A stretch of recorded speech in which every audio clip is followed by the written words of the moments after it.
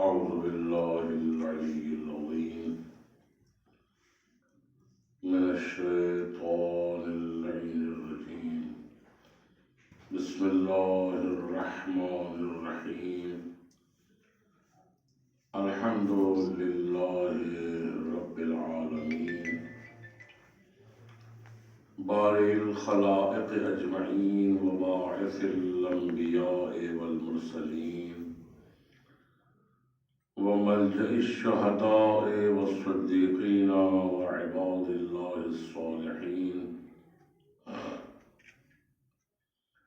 والصلاة والسلام على سيد المرسلين وخاتم النبيين وشفيع المذنبين سيدنا ونبينا وشفيعنا أبي القاسم محمد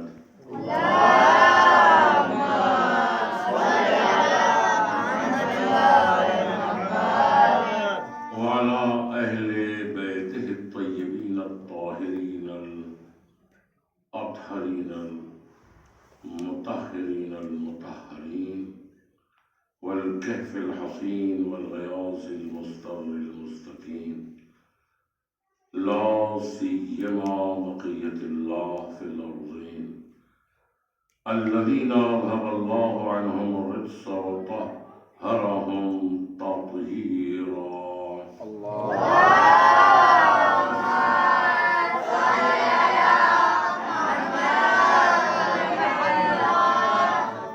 ولعنة الله على أعدائهم وخطرتهم وغاصبي حقوقهم ومنكري فضائلهم، خصوصا قاتلي فاطمة الزهراء ومحسن عليهم السلام إلى يوم الدين.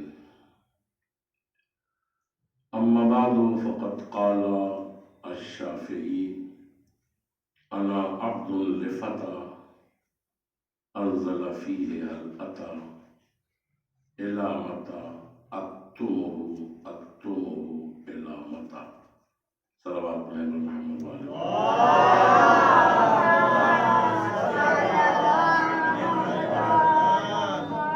عموماً مجلس کا عنوان یا تو کوئی آیت ہوتی ہے یا کوئی حدیث کا گوشہ ہوتا ہے یا کوئی حدیث ہوتی ہے، لیکن میں نے ایک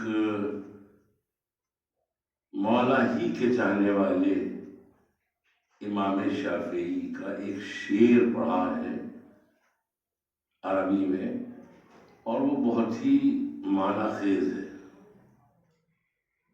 شافعی فرماتے ہیں کہ انا عبد لفتى، میں اس جوان کا غلام ہوں، انزل فیہ حل اتا، جس کے بارے میں سورہ حل اتا نازل ہوا۔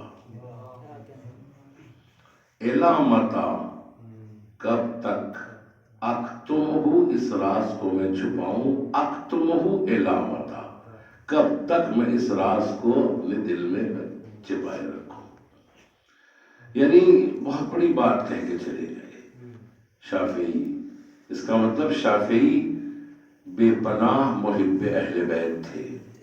اب بعد میں ان کے ماننے والوں نے کیا کر دیا، اس کے اوپر تاریخ دیکھنے کی ضرورت ہے کہ آخر ایسا کیوں ہوا۔ ہم نے ان کی جو زندگی دیکھی تو وہ تو ایسی دیکھی کہ جہاں ہر لمحہ ہر لحظہ محبت اہل بیت جھلکتی ہوئی نظر آئی۔ اور یہ جو میں نے حل اتا کا عنوان یہ والا شعر پڑھا، اس کی وجہ بھی یہی ہے کہ چونکہ جو مرکز حل اتا ہیں فاطمہ زہرا صلوات اللہ علیہا،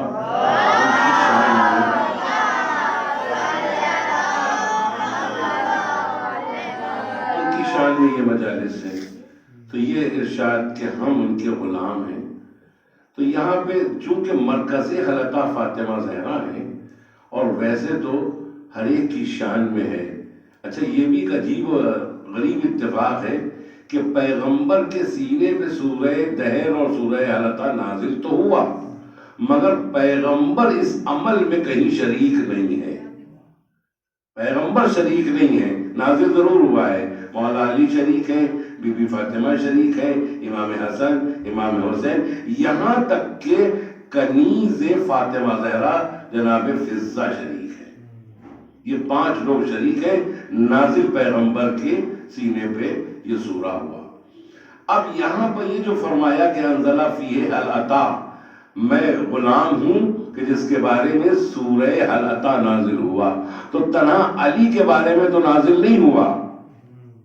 فتح سے مولا علی کی طرف اشارہ ہے، لیکن چونکہ ان ہستیوں کے نام یہ سورہ نازل ہوا تو کہنا یہ چاہتے ہیں جناب شافعی کہ میں علی کا بھی غلام ہوں، میں فاطمہ کا بھی غلام ہوں، میں حسن کا بھی غلام ہوں، میں حسین کا بھی غلام ہوں، میں فضہ کا غلام بھی ہوں. صلوات پڑھیں.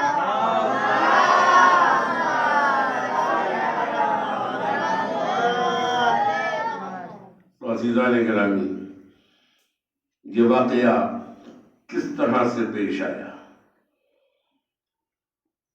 یطعمون الطعام علی حبہ مسکینا ویتیما واسیرا انما نطعمکم لوجہ اللہ لا نرید منکم جزاء ولا شکورا.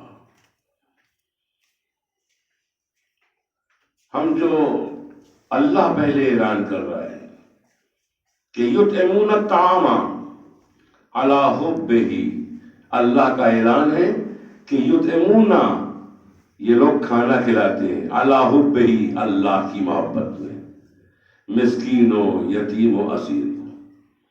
اب یہ تو اعلان اللہ کا ہے. اب یہ لوگ کیا کہہ رہے ہیں اہل بیت اسی قرآن میں؟ انما نطعمکم لوجہ اللہ، ہم جو تمہیں کھانا کھلاتے ہیں تو یہ اللہ کے لیے کھلاتے ہیں، اللہ کی وجہ سے کھلاتے ہیں، قربۃ الی اللہ کھلاتے ہیں. لا نرید منکم جزاء ولا شکورا، ہم نہ تم سے شکریہ چاہتے ہیں نہ ہم تم سے کوئی جزا چاہتے ہیں. ہم نہ تم سے کوئی شکریہ چاہتے ہیں نہ تم سے کوئی جزا چاہتے ہیں. اب ذرا سا آپ اندازہ لگائیے، ہم آپ اگر کسی کو کچھ دیں، فوراً مقابلے میں یہ چاہتے ہیں کہ وہ ہمیں شکریہ کہے. اگر یہ ذہن میں ہے کہ وہ ہمیں شکریہ کہے، وہ ہمیں تھینکس کہے کہ ہم نے کچھ عطا کر دیا، تو یقین مانیے جو جزا ملنے والی بھی تھی وہ شکریہ سے ختم ہو جائے گی. کیونکہ آپ نے تو بدلے میں شکریہ چاہ لیا نا. لیکن یہ وہ اہل بیت ہیں کہ نہ شکریہ چاہتے ہیں نہ جزا چاہتے ہیں.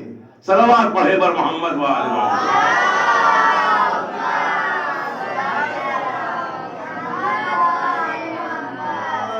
اور یہ سورہ دہر کا نزول جو ہوا، مرکز تو بی بی فاطمہ ہے.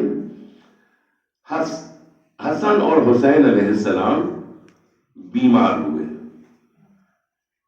پہلے میں آپ کی خدمت میں عرض کر دوں کہ بیماری نقص ہے اور امام ہمارا بیمار نہیں ہو سکتا. تو آپ کہیں گے تاریخ میں تو ہے کہ امام حسن امام حسین یہاں بیمار ہوئے، چوتھے امام بھی بیمار ہوئے، امام حسین کی بیٹی فاطمہ صغرا بیمار ہوئی، ہے نا. یہ ساری بیماریاں نہیں ہیں، یہ ساری بیماریاں مصلحتیں ہیں. بیماری نہیں ہے، بیمار ہو نہیں سکتے، مصلحتیں ہیں. فاطمہ صغرا صلوات اللہ جو بیمار، اس کی ایک مصلحت، اس کی یہ مصلحت جو بعد میں پتہ چلی. امام حسین نے فرمایا، جب پوچھا کسی نے کہ فاطمہ صغرا کو کیوں نہیں لائے، سب کو لے آیا، یہاں تک کہ چند دن کے لیے ضرورت تھے اس وقت، ان کو بھی آپ لے آئے.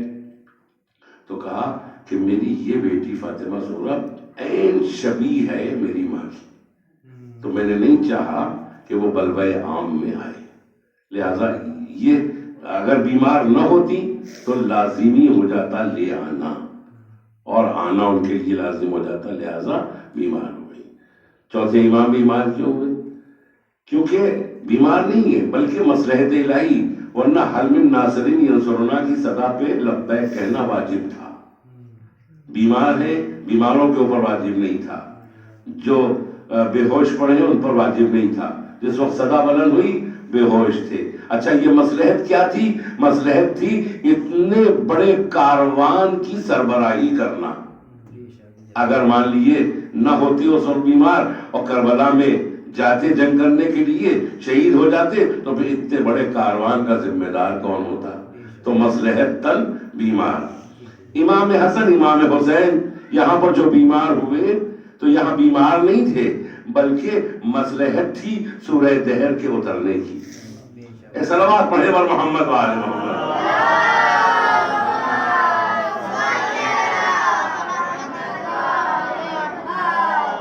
یہ جو میں چیخ پکار کے مجلس نہیں پڑھ رہا ہوں یہ تم لوگوں کے لیے درس بھی ہونا چاہیے کہ چیخ کر پکار کر مجلس پڑھنا کامیابی کی دلیل نہیں ہے. ذہنوں میں باتوں کا محفوظ ہو جانا یہ کامیابی کی دلیل ہے.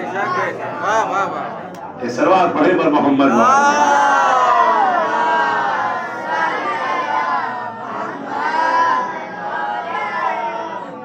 تو امام حسن امام حسین ظاہری طور پر بیمار ہوئے. مسئلہ بتا دیا آپ کو. رسول خدا ہے کا بچے اتنے لاغر ہو گئے یہ بیمار ہے. تو اب پہلے میں بتا چکا ہوں کہ اصلاً بیمار نہیں ہے. اب کا منت مان لو فاطمہ 3 روزے رکھے. 3 روزوں کی منت مان لی بچے تمہارے شفا پا جائیں گے. منت مان لی بچے شفا پا گئے. اب جب ظاہر ہے کہ منت کو اتارنا بھی ضروری ہے. اب منت جب اتاری جائے گی تو اب وہی روزے 3 روزے. 1 روزہ اور دوسرا روزہ اور تیسرا روزہ. تینوں دن پہلے دن جیسے ہی افطار کا وقت آیا اور اہل بیت نبوت کے ہاتھ لگ گئے اس روٹی میں لقمہ بن گئی تو فوراً ایک شخص نے آواز دی السلام علیکم یا اہل بیت النبوہ انا مسکین من مساکین المدینہ اطعمونی. کہ اہل بیت النبوہ آپ پر سلام و درود ہو. میں مسکین مدینہ ہوں. مدینے کے مسکینوں میں سے ایک مسکین ہوں. مجھے کھانا کھلا دیجیے.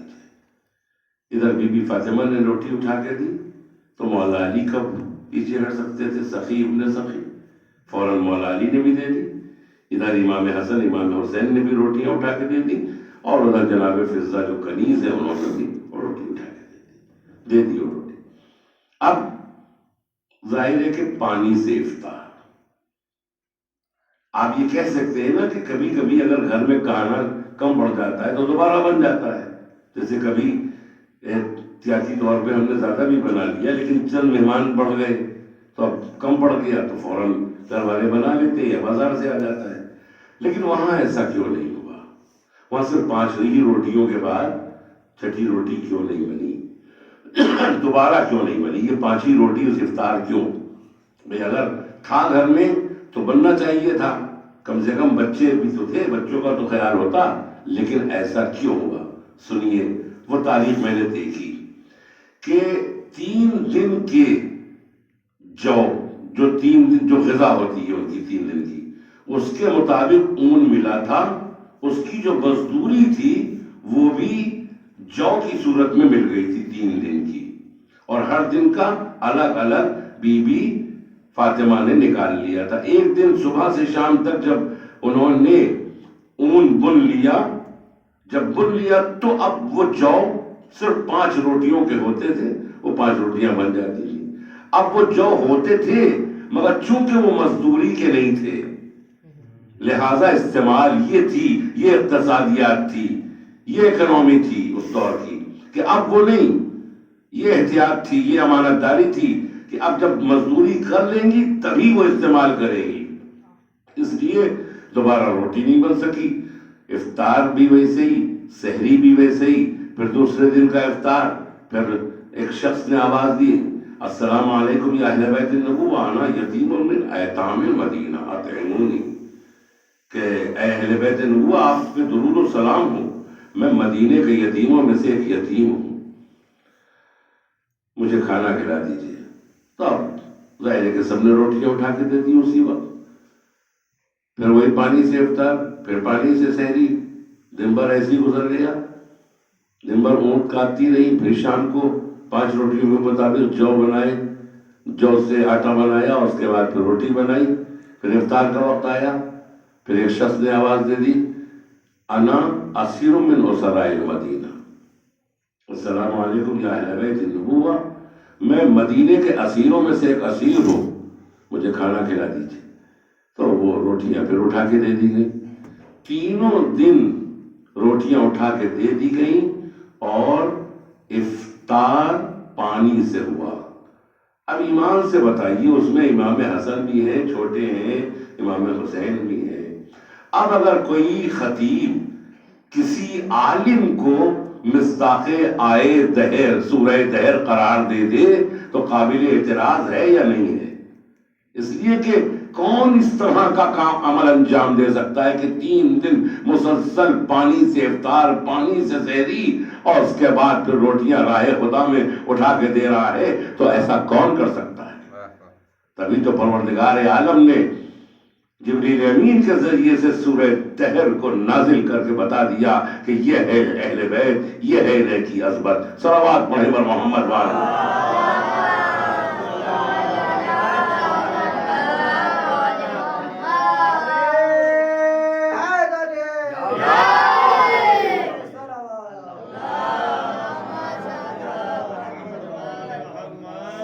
اچھا، تینوں دن ٹائم بالکل فکس ہے اس کا آنے والے کا، جو کہتا ہے کہ ہم مدینے کے رہنے والے ہیں. چاہے پہلا دن ہو مسکین کا، چاہے دوسرا دن ہو یتیم کا، چاہے تیسرا دن ہو اسیر کا، تینوں اسی وقت آتے ہیں کہ جب اہل بیت نبوت کے ہاں روٹی میں لگ جاتے ہیں.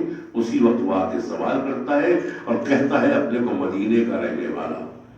اگر مدینے کا رہنے والا ہے تو وہ انسان ہے، اگر انسان ہے تو وہ مجموعہ نسیان ہے. کیسے اتنے وقت پہ آ رہا ہے، اتنے ٹائم کا پابند ہے کہ ایک لمحہ بھی فرق نہیں ہوتا. اگر انسان ہے کچھ تو فرق ہونا چاہیے تھا ان 3 دنوں میں، کچھ تو دیر لگنا چاہیے تھی، کچھ تو تاخیر ہو سکتی تھی، یا پہلے آ جاتا یا بعد میں آ جاتا. لیکن تینوں دن جو اس نے آواز دی ہے وہ اسی وقت آواز دی ہے جب ہاتھ لگ جاتے تھے روٹی میں لقمہ توڑنے کے لیے، اسی وقت وہ صدا دیتا تھا. تو معلوم ہوا کہ کہتا تھا مدینے والا. تو اب اگر اس دنیا میں کوئی وقت کا اتنا پابند ہو جائے کہ ہر روز وقت سے آئے تو لوگ اس کو کیا کہتے ہیں؟ ہماری اپنی محاوراتی زبان میں کہتے ہیں فرشتہ صفت ہے.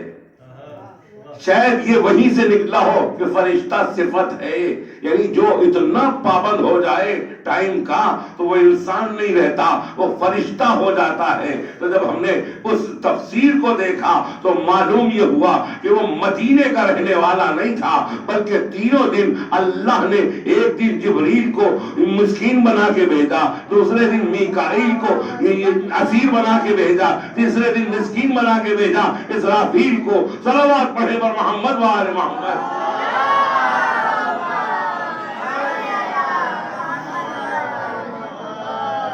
اور ایک روایت میں ہے کہ تینوں دن جبریل امین یتیم و اسیر و مسکین بن گیا ہے. ایک روایت میں یہ ہے، دونوں روایتیں میں نے تفسیر میں دیکھی. تو عزیزو، اب اللہ نے ان کی شان میں یہ سورہ نازل کیا، یطعمون الطعام علی حبہ مسکینا و یتیما و اسیرا. اچھا، منت میں روزے تو تھے، روزے تھے صرف منت میں، روٹیوں کا فقیر کو دے دینا نہیں تھا شامل. توجہ چاہوں گا یہاں پر بچوں، روٹیوں کا دے دینا افطار کے وقت یہ نہیں تھا کہ پانی سے افطار کر لیں، یہ نظر میں شامل نہیں تھا، یہ منت میں شامل نہیں تھا. شامل کیا تھا؟ 3 روزے رکھنا، پیدر پہ 3 روزے رکھنا، یہ منت تھی. تو اللہ نے اس منت کے عوض بما صبروا جنتا و حریرا، یہ جو صبر کے معنی یہاں روزے کے ہیں، یا الذین آمنوا استعینوا بالصبر والصلاۃ، وہاں پہ بھی صبر کے معنی روزے کے ہیں، یہاں پہ بھی بما صبروا جنتا و حریرا. یہ جو آپ نے روزے رکھے اس کے لیے اللہ نے جنت اور حریر جنت عطا کر دی، یعنی جنت اور نعمات جنت عطا کر دیے. لیکن یہ جو ایکسٹرا پلس عمل ہوا جو منت میں شامل نہیں تھا، یعنی روٹیوں کا وقت افطار اٹھا کے دے دینا یہ تو اضافی عمل تھا نا. تو اللہ نے اس کے لیے کیا کیا؟ اللہ نے اسی سورہ دہر میں یہ جملہ کہا کانا سعیکم مشکورا. اے اہل بیت ہم تمہارے شکر گزار ہیں کہ تم نے یتیم و مسکین و اسیر کو روٹیاں اٹھا کے دے دی. وہ بندے کتنے عظیم ہوں گے جن کا شکریہ پروردگار عالم ادا کر رہا. صلوات پڑھے پر محمد وآلہ.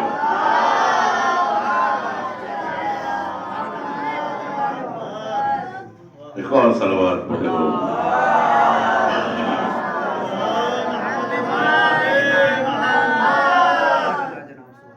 کتنے عظیم ہوں گے وہ افراد، اور ان افراد میں ایک بی بی فضہ بھی شامل ہے. ہم نے دیکھا کہ بہت سے فلاسفہ، بہت سے پڑھے لکھے لوگ بی بی فاطمہ اور جناب مریم کو ایک رتبے میں رکھتے ہیں. کوئی مقابلہ نہیں ہے جناب مریم کا بی بی فاطمہ سے. میں دلیل کے ساتھ بات کروں گا تاکہ مستحکم بات آپ تک پہنچے. جناب مریم کا کوئی مقابلہ نہیں ہے. جناب مریم معصومہ ہیں، طاہرہ ہیں، بتول ہیں، فاطمہ زہرا بھی ہیں، مگر مقابلے میں اگر دیکھا جائے تو نہیں ہے. اگر آپ غور کریں، قرآن پڑھیں، قرآن میں دونوں چیزیں مل جائیں گی.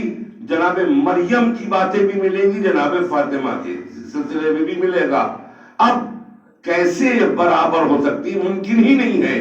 کوئی مقابلہ نہیں ہے. توجہ چاہ رہا ہوں، کوئی مقابلہ نہیں ہے جناب مریم کا جناب فاطمہ سے، کوئی مقابلہ نہیں ہے. اگر آپ غور کریں، سورے پڑھیں، قرآن پڑھیں، تفسیر پڑھیں، معنی پڑھیں، تو آپ کو پتہ چلے گا جناب مریم نتیجہ دعا ہے، دعا کا نتیجہ ہے. جناب فاطمہ اللہ کی عطا ہے. انا اعطیناک الکوثر. تو دعا اور عطا برابر نہیں ہو سکتے. عطا اور ہے، دعا اور ہے. اب ظاہر ہے کہ دعا جب تک پوری نہیں ہوتی الحمدللہ نہیں کہا جاتا، لیکن جب دعا پوری ہو جاتی ہے تو الحمدللہ کہا جاتا ہے. تو اب یہاں پر سورہ کوثر کے نزول کے بعد پیغمبر کو یہ حق حاصل ہے کہ زبان پر الحمدللہ رب العالمین لے کے آئیں. صلوات پڑھیں پر محمد وال.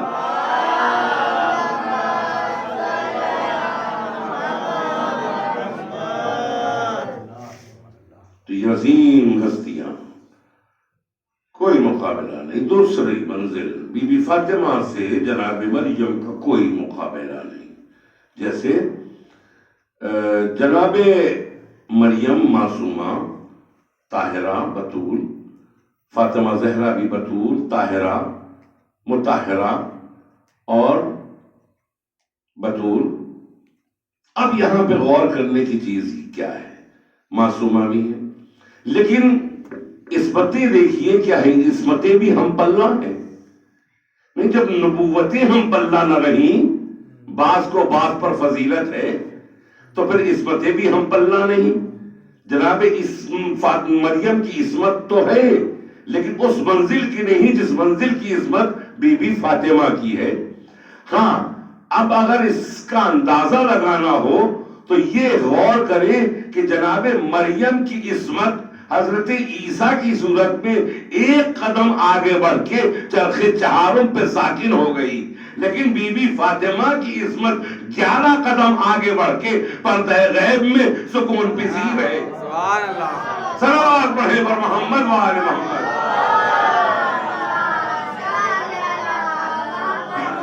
اور سلامتی امام زمانہ بلندتر صلوات.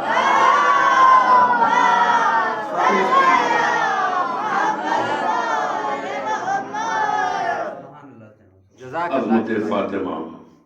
عزیزان گرامی، اب ایک بات اپنے بچوں کے لیے کہ جناب فاطمہ صلوات اللہ کو مرکزیت حاصل ہے ہر جگہ. اللہ نے بھی جب پوچھا فرشتے نے یا رب ومن تحت الکساء، چادر کے نیچے کون ہے؟ آواز آئی ہم فاطمۃ و ابوہا و بالھا و بنوہا. کون ہے؟ فاطمہ ہیں، ان کے بابا ہیں، ان کے بچے ہیں، ان کے شوہر ہیں. مرکزیت. بی بی فاطمہ کو حضرت علی امام تھے، ان کے ذریعے سے تعارف ہوتا. رسول تھے، جو عہدے پہ ہوتا ہے اس کے ذریعے سے تعارف ہوتا ہے.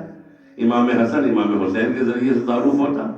تعارف ہو رہا ہے بی بی فاطمہ کے ذریعے سے. مرکزیت ہے اللہ نے جو دی وہ بی بی فاطمہ کو دی. اب ایک دنیاوی مثال، یہ تو ہو گئی حدیث قصہ سے مثال. دنیاوی مثال، اب تو بزرگوں کے طریقوں کو بھی ہم چھوڑے دے رہے ہیں. پہلے طریقہ یہ ہوتا تھا جب بنجدن پاک کے نام لکھے جاتے تھے، یہاں تو مجھے نہیں پتا کہ کہاں پہ لکھے ہیں، لیکن جو طریقہ ہوتا تھا وہ اس طرح سے ہوتا تھا کہ پہلے محمد، پھر علی، پھر فاطمہ، پھر حسن، پھر حسین. یہ طریقہ ہوتا تھا. اس طریقے پہ زیادہ تر آپ کو اس طریقے پہ پرانے زمانے میں اگر آپ دیکھیے، پرانے توغرے دیکھیے تو اس طرح سے نام لکھے ہوتے تھے، محمد، علی، فاطمہ، حسن، حسین. آج یہ طریقہ لوگ نہ جانے کیوں نہیں رائج ہے. بہت سے لوگ کس طریقے سے لکھ دیتے ہیں، کچھ لوگ کس طریقے سے لکھ دیتے ہیں، لیکن طریقہ یہی تھا جو صحیح طریقہ ہے. اس کی بھی وجہ ہے، اس کی وجہ بھی شاید حدیث کسائی سے لی گئی ہو. اس کی وجہ کیا ہے بزرگوں نے جو لی؟ اب دیکھیے، محمد، میم ہے، میم دال. محمد میں 4 حرف ہیں، پھر علی میں 3 حرف ہیں، 4 اور 3 7. پھر فاطمہ میں 5 حرف ہیں، پھر الف توئے میم اے فاطمہ، 7 اور 5 12. ادھر آئیے الٹا، حسین میں آخر میں ہے نا حسین، حسین میں 4 حرف ہے سے ہے سین یہ نون. اور اس کے بعد پھر حسن میں 3 حرف ہے سین نون حسن، 4 اور 3 7. پھر فاطمہ میں 5 7 5 12. یعنی ادھر سے بھی دیکھیں تو 12، ادھر سے دیکھیں تو 12. یعنی مرکز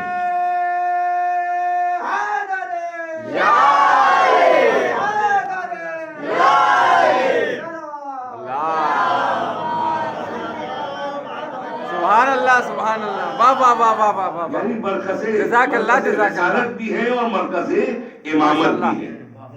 واہ. اب آئیے دوسری چیز، اب ادھر دیکھیے حدیث قصہ سے بھی بات بولتی ہے، ہم فاطمہ تو و ابوہا و بالھا و بنوہا. ہے نا مرکزیت؟ یہاں پہ بھی مرکزیت، یہاں پہ بھی مرکزیت. بتانا کیا چاہتے ہیں؟ اس کا مقصد یہ ہے کہ عظمت فاطمہ پہ انسان نے توجہ نہیں کی، اور عظمت فاطمہ کو آدمی سمجھ بھی نہیں سکتا. یاد رکھیے کہ یہ بی بی فاطمہ سے کیوں نسبت دی جا رہی ہے، کیوں ان کو مرکزی حیثیت سے پہچانوایا جا رہا ہے.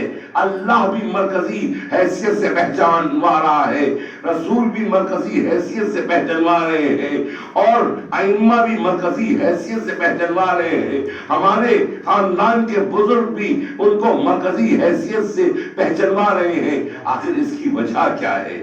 اس کی وجہ کیا ہے؟ یہ غور کرنے کی ضرورت ہے نا.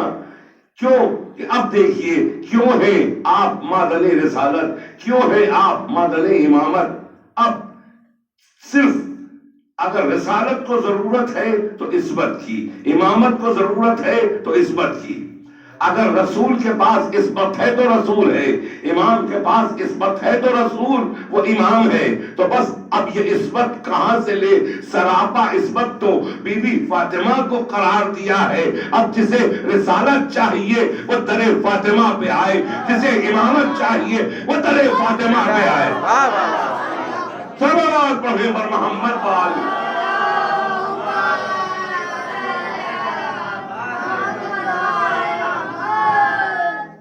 اور دلیل کو مستحکم کرنے کے لیے اللہ نے حدیث قدسی میں ارشاد فرمایا، لولا کا لما خلقت الافلاق، لولا علی لما خلقتو کا یا محمد، لولا فاطمہ لما خلقتکما یا محمد و علی. عظیم حدیث قدسی ہے، لولا کا لما خلقت الافلاق. اس کائنات کو پیدا نہ کرنا ہوتا تو اے محمد میں تمہیں پیدا نہ کرتا. اگر اس کائنات کو، اس افلاک کو پیدا نہ کرنا ہوتا تو میں تمہاری خلقت نہ کرتا، اور اگر علی کو پیدا کرنا مقصد نہ ہوتا تو اے محمد میں تمہیں بھی پیدا نہ کرتا۔ عظمت فاطمہ پہچانیے گا یہاں پہ، اگر علی کو پیدا کرنا مقصود نہ ہوتا تو اے محمد میں تمہیں بھی پیدا نہ کرتا، اگر فاطمہ کو پیدا کرنا مقصود نہ ہوتا تو اے محمد اور اے علی میں تمہیں بھی پیدا نہ کرتا۔ اب ذرا پہچانیے عظمت بی بی فاطمہ، یعنی چاہے رسالت ہو چاہے امامت ہو، وہ صدقہ ہے عصمت فاطمہ زہرا صلوات اللہ۔ جزاک اللہ۔ صلوات پڑھے اور محمد وال محمد والے محمد۔ بس عزیزان گرامی، عظمت فاطمہ ظاہر ہے کہ وہ پیغمبر جس کے لیے اپنے مقام سے بلند ہو جاتے تھے، عظیم ہستی، تاریخ میں کبھی ایسا نہیں دیکھا گیا کہ کوئی باپ اپنی بیٹی کے احترام میں کھڑا ہو۔ بیٹی بھی تو ایسی ہو کہ جس کی وجہ سے رسالت ہو، جس کی وجہ سے امامت ہو۔ یہ بیٹی کا احترام نہیں تھا بلکہ سراپا عصمت کا احترام تھا، یہ مرکز عصمت کا احترام تھا۔ عزیزو، بہت سے واقعات ہیں کہ جس سے ایک اندازہ ہو جاتا ہے بی بی فاطمہ کی عظمت کا۔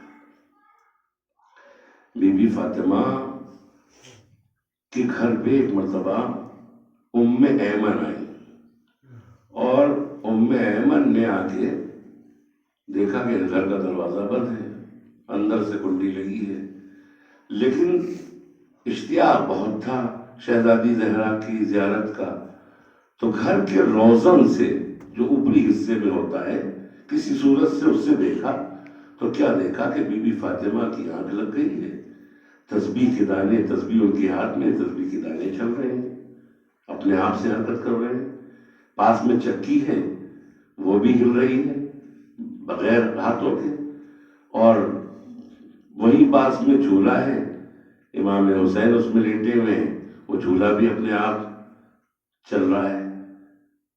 تو دوڑی ہوئی رسول کے پاس آئی، یا رسول اللہ آج میں نے ایک عجیب چیز دیکھی۔ کہا کیا دیکھا؟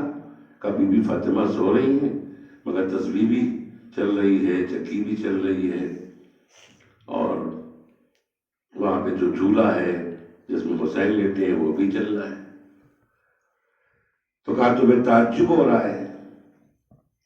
آج میری بیٹی کا روزہ تھا اور وہ گھر کے کام کرتے کرتے تھک گئی تھی، تو اللہ نے اس تھکاوٹ کی وجہ سے اس پر نیند کو غلبہ دے دیا کہ میری یہ کنیز سو جائے، لہذا اب جب وہ سو گئی تو چونکہ سارے کام جو وہ کر رہی تھی وہ رک جاتے سونے کی وجہ سے، تو اللہ نے جبریل امین کو بھیجا کہ وہ تسبیح کے دانوں کو ہلاتے رہے، میکائیل کو بھیجا کہ وہ جھولا جھلاتے رہے، اسرافیل کو بھیجا کہ وہ چکی چلاتے رہے۔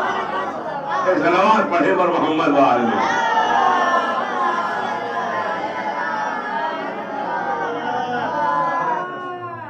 یہ ہے عظمت فاطمہ۔ میں ہمیشہ اس بات کا قائل ہوں کہ جو موضوع ہو وہی پوری مجلس ہونا چاہیے۔ تو بہت سی چیزیں ہیں، وقت نہیں ہے کیونکہ ابھی اذان کا وقت ہو جائے گا، اور مصائب بھی بی بی فاطمہ کے کچھ کم نہیں ہیں کہ ہم مصائب میں کوئی کمی کر دیں، کوتاہی کر دیں اور ناراضگی کا سبب بن جائے۔ بس ایک بات، کبھی کبھی ایک سوال ہوتا ہے، ہم لوگ آپس میں ایک دوسرے کو سلام کرتے ہیں تو سلام کرنا مستحب ہے، جواب دینا واجب ہے۔ بہت سے لوگ کچھ پیسہ آنے کی وجہ سے یا کچھ علم آ جانے کی وجہ سے ایک دوسرے کو سلام نہیں کرتے، سلام کرنا بھول جاتے ہیں۔ اچھا، اگر کوئی سلام کرے بھی تو وہ جواب نہیں دیتے، کیوں؟ بڑا علم ہو گیا ہے، بڑا پیسہ ہو گیا ہے۔ دیکھیے، یہ علم کی علامت نہیں ہے، سلام کا جواب نہ دینا، اکڑ کے چلنا، یہ علم نہیں ہے، علم انکساری میں ہے۔ جس کی بہت آسان سی مثال ہے کہ ایک درخت ہے کہ جس میں پھل ہیں لگے ہوئے، ایک درخت ہے کہ جس میں ایک بھی پھل نہیں ہے.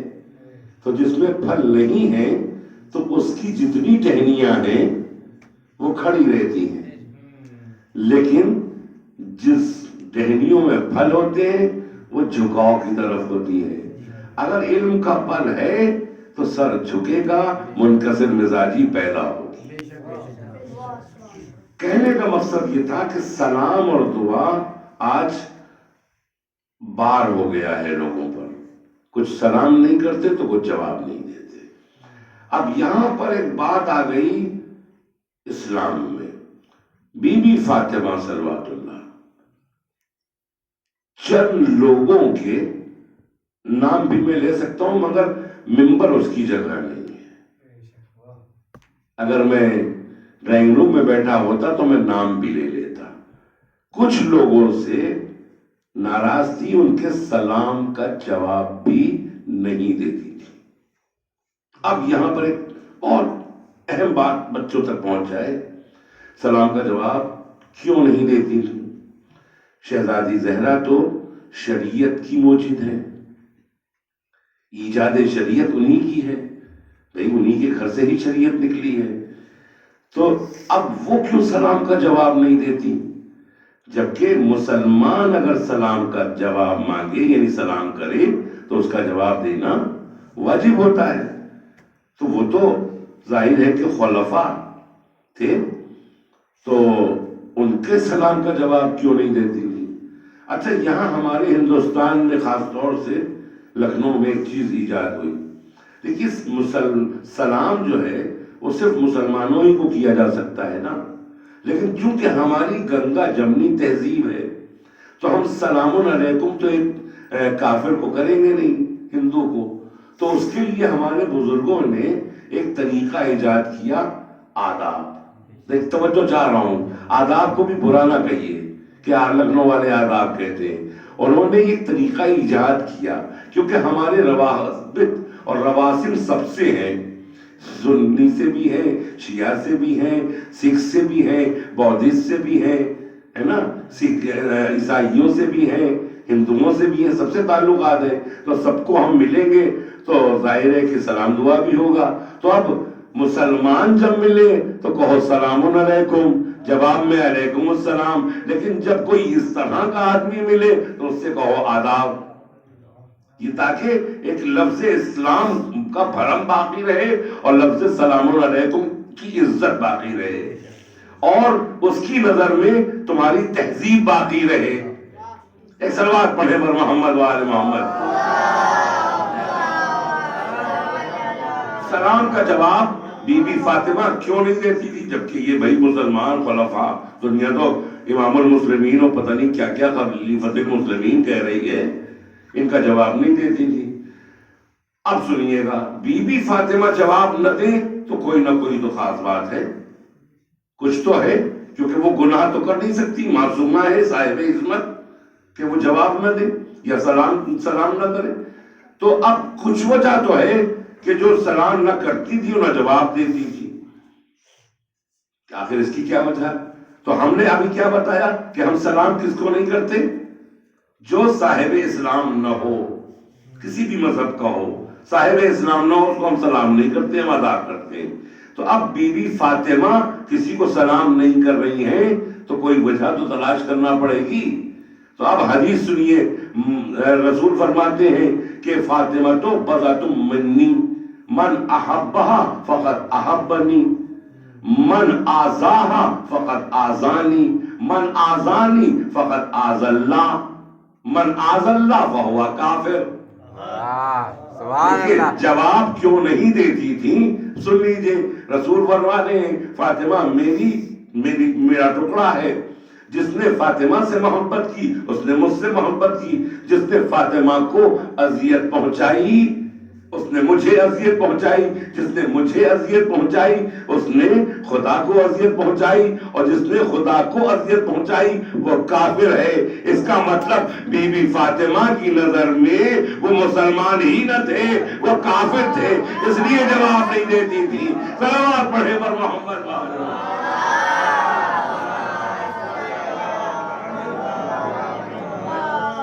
اس لیے جواب سلام نہیں۔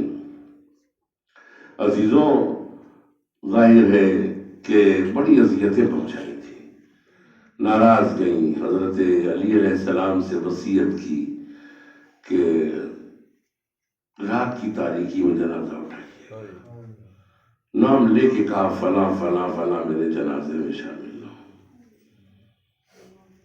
آپ جانتے ہیں وجہ شہادت بی بی فاطمہ کیا ہے؟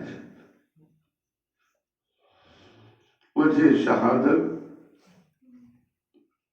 پسلیوں کا ٹوٹ جانا۔ پسلیوں کا ٹوٹ جانا، جب جلتا ہوا دروازہ، خدا قاتل لعن زہرا پہ لعنت کرے، جلتا ہوا دروازہ پہلو پہ گرا، پہلو پہ دروازہ ہی نہیں گرا، جناب محسن کی شہادت بھی ہو گئی، پہلو شکستہ ہو گیا، پسلیاں ٹوٹ گئی۔ پسلیاں اس وقت تک نہیں ٹوٹی تھی جس وقت دروازہ گرا تھا، صرف محسن کی شہادت ہوئی تھی، لیکن جب یہ ملعون اسی دروازے پہ چڑھتے ہوئے اندر گئے اور حضرت علی کے گلے میں رسن کو باندھا اور کھینچتے ہوئے پھر اسی در سے واپس آئے ہیں، تو بی بی فاطمہ کی پسلیاں بھی ٹوٹ گئی۔ بی بی فاطمہ نے اپنی پسلیوں کی تکلیف کو بھلا کر کہا خلو ابا الحسن، ابو الحسن کو چھوڑ دو ورنہ میں اپنے سر کے بال کھول دوں گی۔ عزیزان گرامی، لیکن کیا ہوا؟ ابو الحسن کو نہیں چھوڑا گیا۔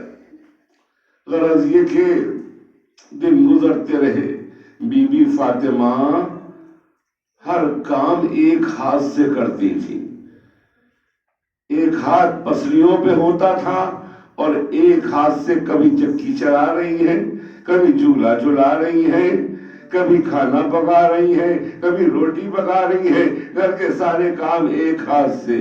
یہاں تک کہ جب نماز ادا کرتی تھی تو ایک ہاتھ رکوع کے عالم میں گھٹنے پہ ہوتا تھا، ایک ہاتھ سجدے میں ہوتا تھا، ایک ہاتھ نہیں ہوتا تھا۔ تو بی بی زینب نے دیکھا کہ میری ماں نماز پڑھ رہی ہے، اس انداز سے نہ گھٹنے پہ ہاتھ رکوع میں نہ سجدے میں ایک ہاتھ ہے، تو بیٹھ گئی۔ بیٹھ جانے کا مطلب کیا ہے؟ پھر پوچھتی ہے اماں یہ بتائیے کہ آپ نماز پڑھتی ہے تو رکوع میں دونوں ہاتھ نہیں ہوتے اور سجدے میں بھی دونوں ہاتھ نہیں ہوتے، آخر اس کی کیا وجہ ہے؟ وجہ ہمیں بتا دیجیے۔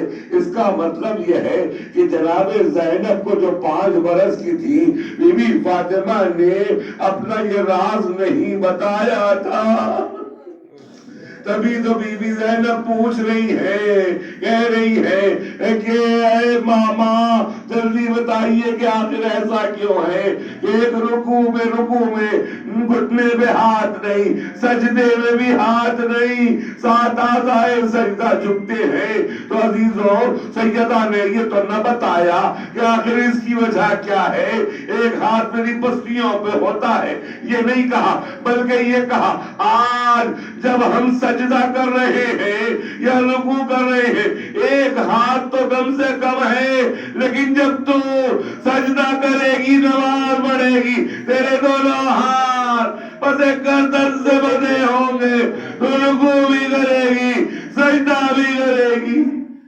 بس عزیزان گرامی، 2 جملے اور مجلس تمام ہو جائے۔ بی بی فاطمہ کی پسلیاں ٹوٹی رہی۔ جانتے ہیں پسلیوں کا ٹوٹنا آسان نہیں ہوتا، اور جگہ پلاسٹر بن جاتا ہے، تکلیف کم ہو جاتی ہے یا ختم ہو جاتی ہے، لیکن جب سانس لی جاتی ہے پسلیوں میں تکلیف ہوتی ہے. 95 دن بی بی فاطمہ نے کیسے برداشت کیا ہوگا؟ دن کو بھی روتی تھی، رات کو بھی. تو ان لوگوں کو رونا بھی پسند نہ آیا اور کہہ دیا، جا کے کہا، اے ابو الحسن بنت رسول سے کہہ دو یا رات میں روئے یا دن میں روئے. ہائے شہزادی زہرا پہ رونے پہ بھی پابندی. میرے مولا نے بیت الحزن بنوا دیا.